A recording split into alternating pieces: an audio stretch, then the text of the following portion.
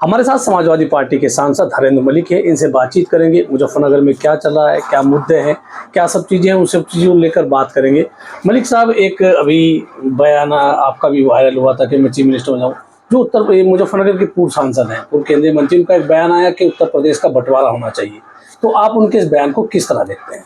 देखिए, मेरा एक मानना है, मेरा अनुरोध है भारतीय जनता पार्टी के सभी राजनीतिक लोगों से, राजनीतिक और असामाजिक लोगों से नहीं मैं अनुरोध करता, राजनीतिक साथियों से मेरा अनुरोध, जो संवैधानिक पदों पर रहे उनसे मेरा अनुरोध है, ऐसी बात ना कहें जिससे युवा दिग्भ्रमित हो। किसके लिए मांग कर रहे, कौन सी मांग कर रहे? प्रदेश में इनका राज है, केंद्र में इनका राज है, प्रदेश सरकार प्रस्ताव कर दे, केंद्र सरकार स्वीकार कर ले, बन गया प्रदेश। इसमें जनता की जरूरत कहाँ पड़ रही? पिछले 10 साल से सांसद है, तब नहीं उठा, अभी उठाने के पीछे क्या देखते हैं? हरेंद्र मलिक क्या सोचते हैं, उन्होंने उनके बारे में टिप्पणी नहीं मैं करता। मैं ये कह रहा, उनकी व्यक्तिगत राय है, वो सब उस समय भूल गए हो और दूसरे कामों में लगे रहे होंगे, वो काम नहीं आता होगा। व्यक्ति है, कोई कंप्यूटर तो है नहीं, और वो उस समय बहुत कामों में लगे थे, वो काम आपने कहा टिप्पणी नहीं करते, वो सीधा सीधा आप पे आरोप लगाते हैं कि दोनों पिता पुत्र सरकार चला रहे हैं मुजफ्फरनगर में। हाँ, बिल्कुल सही कह रहे हो। हमें जनता ने दायित्व दिया है, ये उस दायित्व का निर्वाह कर रहे हैं, डंके की चोट कर रहे हैं। हमने कहा हम कमेरों के वकील हैं, हम अपने मतदाता के हितों की रक्षा की लड़ाई लड़ते हैं। हमें नहीं पता वो सरकार चल रही है या नहीं चल रही, पर हम उसके हितों की लड़ाई लड़ते हैं, उसके हित को अनदेखा नहीं होने देते। और यही हमारा दायित्व है, यही उम्मीद करके लोगों ने हमें जिताया है। किस तरह देखते हैं उनका बयान के भाई पिता पुत्र सरकार तो उत्तर प्रदेश में भारतीय जनता पार्टी, यार आप गलत समझ रहे हैं। वो पिता पुत्र मोदी और योगी जी को कह रहे हैं। नहीं, मुजफ्फरनगर में सत्ता की बात कर रहे हैं। सरकार तो उन्हीं की है ना, मोदी जी के योगी जी की। तो अब उनसे ये पूछो, पिता मोदी जी है या योगी जी है? पुत्र कौन है, पिता कौन है? सरकार तो आदरणीय योगी जी की और आदरणीय मोदी जी की है। हम लोग तो एमएलए हैं, एमपी हैं। तो उनके भी उस बयान को किस तरह देखते हैं? तो सीधा सीधा आप पे बोलते हैं ना। चलो कोई बात नहीं। देखिए, मैं भगवान से प्रार्थना करता हूँ कि वो मुझे इस लायक बनाए रखे कि वो मेरे पे बोलते रहे, दूसरे बोलते रहे, क्या दिक्कत है? मेरा काम है और मैं अपना काम बखूबी करना जानता हूँ, कर रहा हूँ। कहीं फंसूंगा, कोई दिक्कत होगी तो फिर जनता के बीच में जाऊंगा। अभी एक उनका बयान हाल में आया कि अधिकारी सुन रहे हैं, बेलगाम है अधिकारी, नेताओं की बात नहीं सुनी जा रही है। आपका क्या कहना है? हरेंद्र मलिक क्या इसके बारे में सोचते हैं? इनकी सरकार है, अधिकारी को देखिए एक गलत फहमी है। मुझे यहाँ चौधरी चरण सिंह का एक बयान याद आता है जी।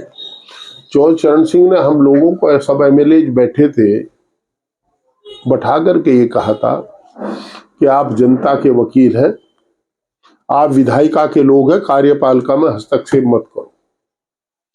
अनावश्यक हस्तक्षेप करोगे तो ये जो एक अधिकारी है, ये भी इसी प्रदेश का रहने वाला है, इसी देश का रहने वाला है, यहीं का नागरिक है, तेरे से ज्यादा जिम्मेदार है। और वो आपके अनधिकार जो हस्तक्षेप है उसे स्वीकार नहीं करने का, एक दिन रिवोल्ट की स्थिति आ जाएगी। जो सब बार बार कहते थे, हम लोगों को नसीहत देते थे कि आप कार्यपालिका काम में ज्यादा हस्तक्षेप न करो। जब हम कार्यपालिका का बेजा इस्तेमाल करना चाहेंगे तो अधिकारी क्यों करेगा अपना कैरियर खराब हमारे लिए? कहीं ना कहीं आप कहते हैं कि गलत दबाव बनाया जा रहा है अधिकारियों पे। मैं तो रोज कहता हूँ, गलत दबाव बनाया नहीं जा रहा है, गलत दबाव में अधिकारी जिए हैं। अब अधिकारियों को ये खुद सोचना चाहिए कि वो पढ़ लिख करके अधिकारी बने, किसी के रहमो करम पर नहीं बने। अभी उनका एक, मैं वापस आऊंगा उसी बयान पे, उन्होंने कहा स्टेट का बंटवारा होना चाहिए। आप किस तरह देखते हैं? क्या मैं ये देखता हूँ कि अगर उन्हें बंटवारा करना, हमारी रिएक्शन तो बाद में होगी। उनके एमएलए दूसरा काम कह रहे, दोनों दोस्त हैं, संगीत सोम जी और संजीव बालियान जी, वो कह रहे बंटना नहीं चाहिए, कह रहे बंटना चाहिए। क्यों लड़ा रहे जनता, क्यों उकसा रहे हमारे युवा को? इन्हें रोजगार दीजिए। अभी बधाई में एक रोजगार मेला हुआ, कितने लोगों को रोजगार मिला? एक यहाँ हुआ था इसमें मीरापुर में, कितने लोगों को रोजगार मिला? आप नौजवान को आंदोलन की तरफ मत झेल घुसाओ। मतलब आप कह रहे हैं कि सीधा सीधा आरोप लगा रहे हैं कि जो नहीं, मैं आरोप नहीं लगा रहा, मैं सुझाव दे रहा हूं कि आप नौजवान को रोजगार दे दो, पश्चिम उत्तर प्रदेश अपने आप तरक्की कर जाएगा। और अगर आपको प्रदेश बंटवाना तो आप सीधा एक प्रस्ताव सुबह असेंबली से कराइए, एक उसको स्वीकृति मुल्क की लोकसभा कर देगी, दोनों जगह आपकी सरकार है, तो आप भगा किसे रहे हो? अब वहां से प्रस्ताव कराओ, स्वीकृति करा देंगे। ये विरोध तो किसी का मानते ही नहीं है। संजीव ये किसान बैठे रहे थे 750 किसान शहीद हुए, लोग रोज चिल्लाते रहे, इन्होंने किसी की सुनी थी?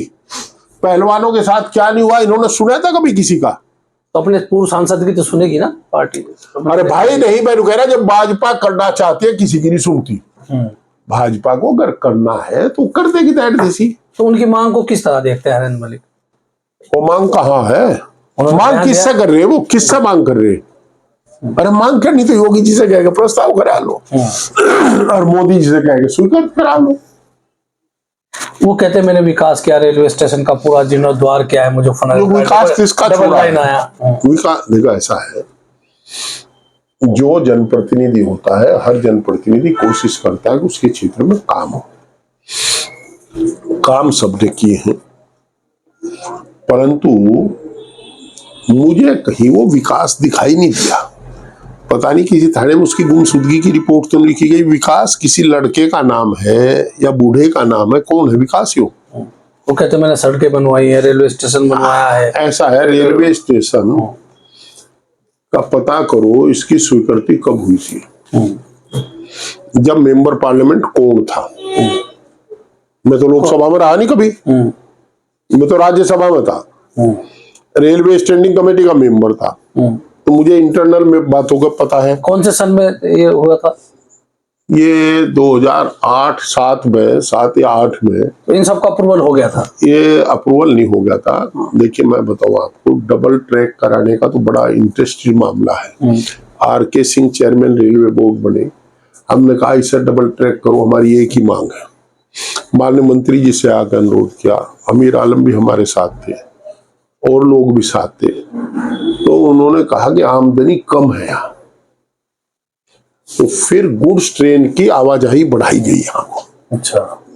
जो पानीपत पंजाब जाती थी वो मुजफ्फरनगर भेजी गई। अभी रेल की बात करें, ट्रैक का ये मेरठ से पानीपत रेलवे लाइन की भी उन्होंने कहा था कि मेरठ से पानीपत की रेलवे लाइन वो शुरू करा रहे हैं। अभी मैं गया था जनरल मैनेजर के यहाँ इसी संबंध में, एक RLD के नेता पप्पन चौधरी और उनके साथ कुछ आदमी और थे, वो लेके गए थे मुझे। मैं वहां का MP हूँ भाई, वो पढ़े RLD के हूँ, मैं तो चलूंगा जो को मेरे साथ पास आवेगा। तो मैं वहां गया था, तो जनरल मैनेजर ने कहा जी मेरी जानकारी में ऐसा कोई प्रस्ताव नहीं है पानीपत में मेरठ रेलवे लाइन। हाँ, उन्होंने कहा ऐसा कोई प्रस्ताव स्वीकृत नहीं है, और ये 10 साल, पिछले 10 साल की तो मुझे जानकारी है। अब वो सत्य से परे बोल रहा है, सत्य बोल रहा, मैं गारंटी नहीं लेता, वो तो उसका है।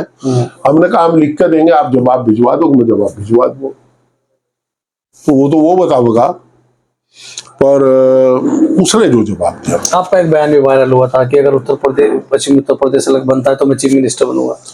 वो एक बात बताओ, ना तो मैं दिवालिया, ना मैं कोर्डी, ना मैं विदेशी, ना मैं नाबालिग, मैं राजनीतिक आदमी, मेरी अपेक्षाएं भी है, परंतु वो बयान जो था वो मजाक में वहां कचहरी में खड़े थे। नहीं, कहने के अगर बनता है, स्टेट बनता है तो हरेंद्र मलिक बड़ा नाम तो ही। मैं ये कह रहा हूँ, मैं इतना जानता हूँ समाजवादी मुख्यमंत्री बनेगा, और मैं अपना दावा करूंगा कि मुझे मुख्यमंत्री बनाया जाए। हाँ, क्योंकि यार 68 का होगा और 100 साल का बनेगा मुख्यमंत्री परंतु ये डिपेंड करेगा हमारी पार्टी के राष्ट्रीय अध्यक्ष पे और MLA जो चुन के जाएंगे उन पे। पर ये तो बिना मतलब की बात है। अभी तो कहीं बड़मा पुनी कती नहीं, ये केंद्र सरकार योगी जी को कमजोर करने के लिए प्रदेश को 4 जगह बांटने का प्रस्ताव ला रही है, परंतु ये डरते हैं कभी योगी रिवोल्ट कर जा। योगी जी इनके कैसे प्रस्ताव करेंगे नहीं। आपका कहना है कहीं ना कहीं इसमें बीजेपी के हाई लेवल का भी हाथ हो सकता है। अंतर द्वंद है। देखिए, जब सत्ता में सत्ता संघर्ष की कहानी है ये, ये यूपी में आज 80 MP जाते हैं जीत करते, यूपी के बड़े पार्टी की सेव होती है। आज हमारे 37 MP है, तो लोग इसीलिए तो हम सब वेट मानते हैं कि भाई इनके 37 MP हैं, नहीं तो फाइनेंस कमेटी में एम्स में कहाँ होता। तो वो जो भाजपा के MP में माने जाते हैं योगी जी के MP हैं, तो उसको कमजोर करने के लिए दो सत्ता के जो केंद्र हैं उनमें लड़ाई चल रही है, सबको पता है, एवरीबॉडी नोज। पत्रकार तो हमसे ज्यादा जानते हैं, राशिद भाई आप लोग अच्छा जानते हो। तो वो एक दूसरे को नीचा दिखाने के लिए कर रहे हैं, कहीं कुछ होने नहीं जा रहा। तो ये थे हरन मलिक जिन्होंने हमसे बातचीत की। बातचीत के लिए आपका बहुत बहुत शुक्रिया। धन्यवाद। मैं हूँ राशिद अली और आप देख रहे हैं हमारा न्यूज।